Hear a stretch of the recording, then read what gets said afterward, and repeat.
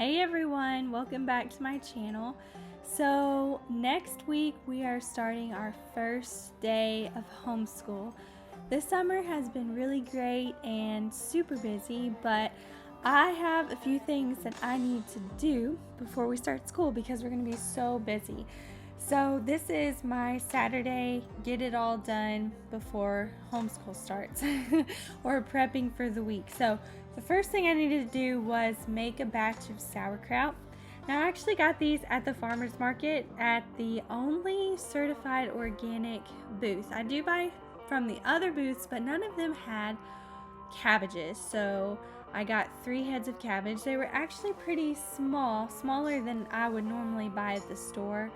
But I'm just using the same recipe that I always do, which is 3 tablespoons of salt. I use Redmond's real salt to 3 heads of cabbage, and I think that I forget what it is. Maybe it's 3 tablespoons for 5 pounds or something like that.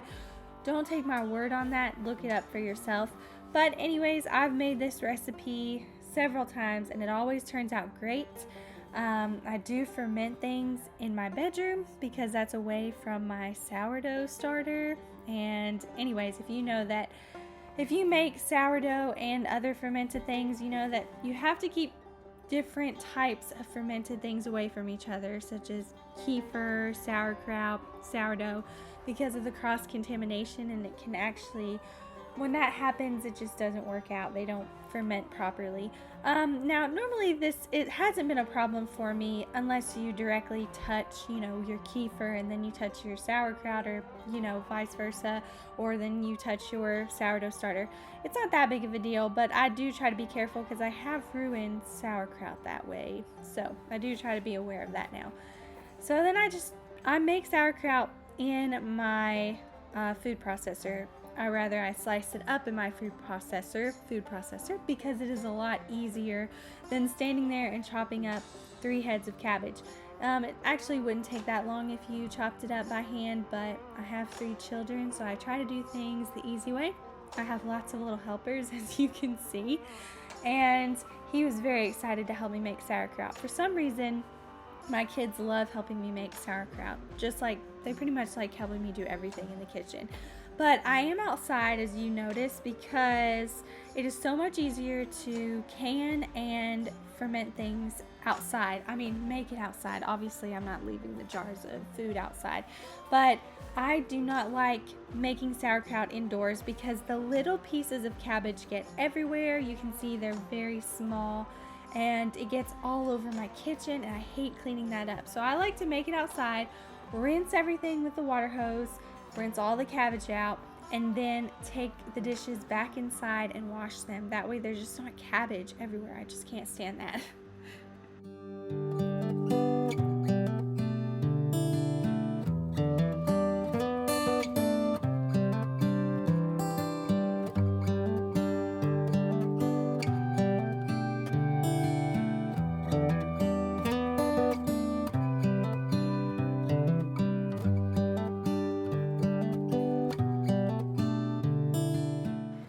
So I push it down after I've massaged the cabbage for about 5 to 10 minutes until the brine is enough to where I can push it down, put a weight on it, and then put a lid on it. And then this will go in the house for about 3 to 5 days until it gets the desired sourness that I would like.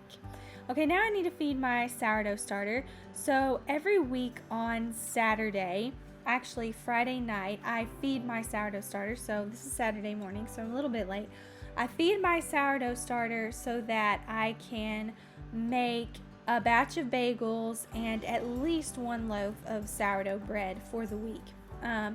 Ideally, I would be making 2 loaves because we go through them super quick. And if you've ever watched Farmhouse on Boone, you know that she makes several loaves at a time and then puts them in the fridge to slow down the fermentation, and then just takes a loaf out as she needs to bake them. And that's actually what I did last week, so I'm going to go ahead and bake a loaf today that I had in the fridge that I had previously made. But I am going to go ahead and feed my sourdough starter so I can get more loaves going and more bagels going. That won't be in this video, but I did just want to show you the process of feeding my sourdough starter. I do use a dry sourdough starter method. I'll include that below. I've talked about it many times and how I like it a lot better than a traditional sourdough starter because it's a lot easier for me to upkeep at this moment in my life. So then I just, leave these out for a few hours so they can get nice and active. And here's my loaf that I had in the fridge. This is a great way to do it, honestly, especially if you're super busy.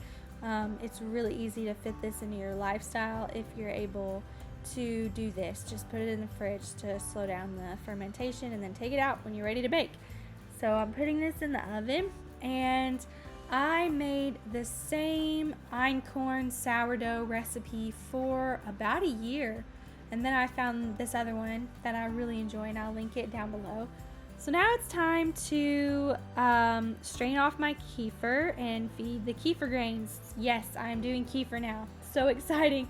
But I actually bought kefir grains off of Amazon from a verified seller, and I'll link that below.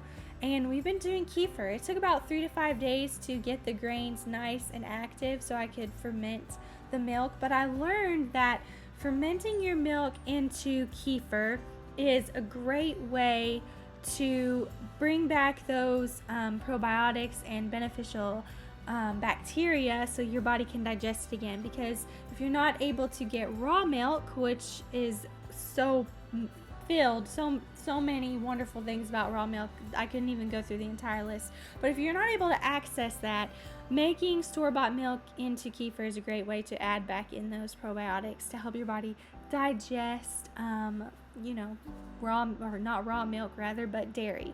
So we're not even buying yogurt at the store now. We've just been using kefir, and it's not as thick as yogurt, but my kids love putting blueberries and granola in it, and they just love it.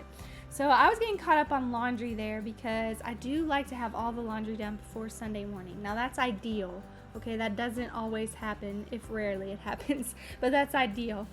Now I'm gonna work on some tuna salad for lunch to go with our sourdough bread, because I've really been craving some tuna salad on crusty sourdough bread. So I just have 4 of these packs of tuna that I got from Trader Joe's, and I'm gonna add all kinds of stuff in here.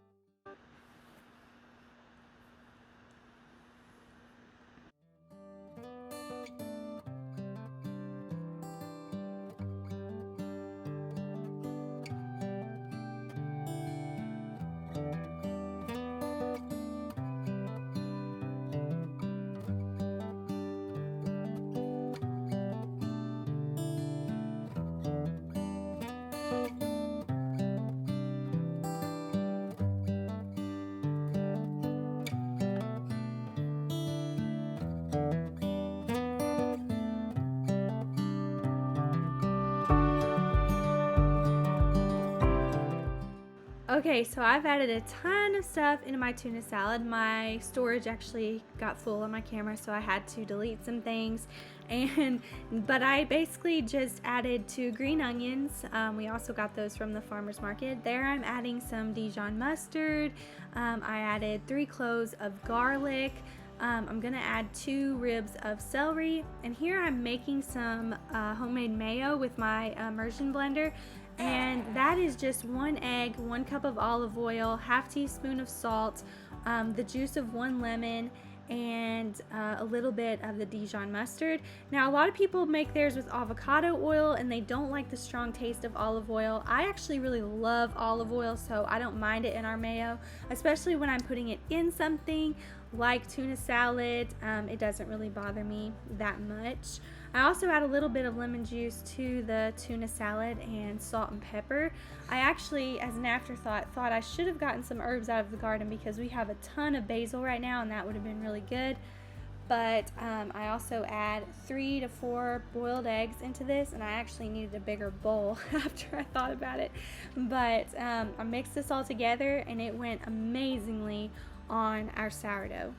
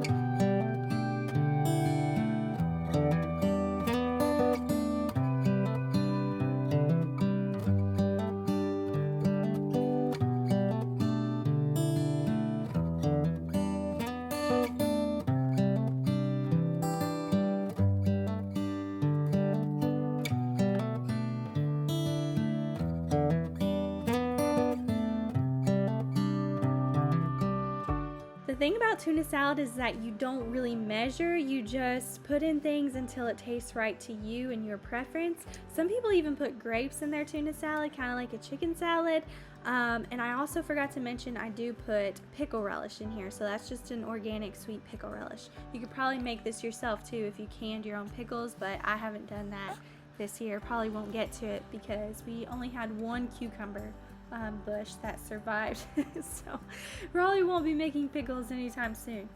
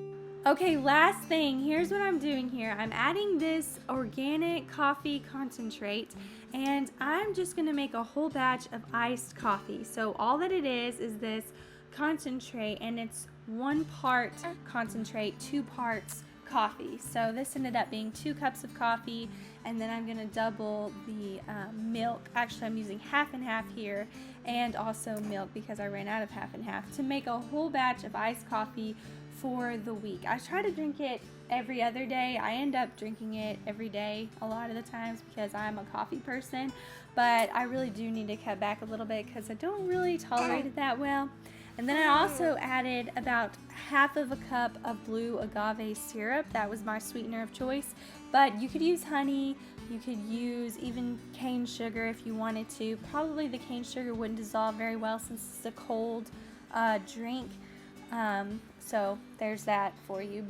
And then I just put this in a half-gallon mason jar, and then I shake it up, and then I'm able to pour out nice iced coffee without having to make it over and over again throughout the week.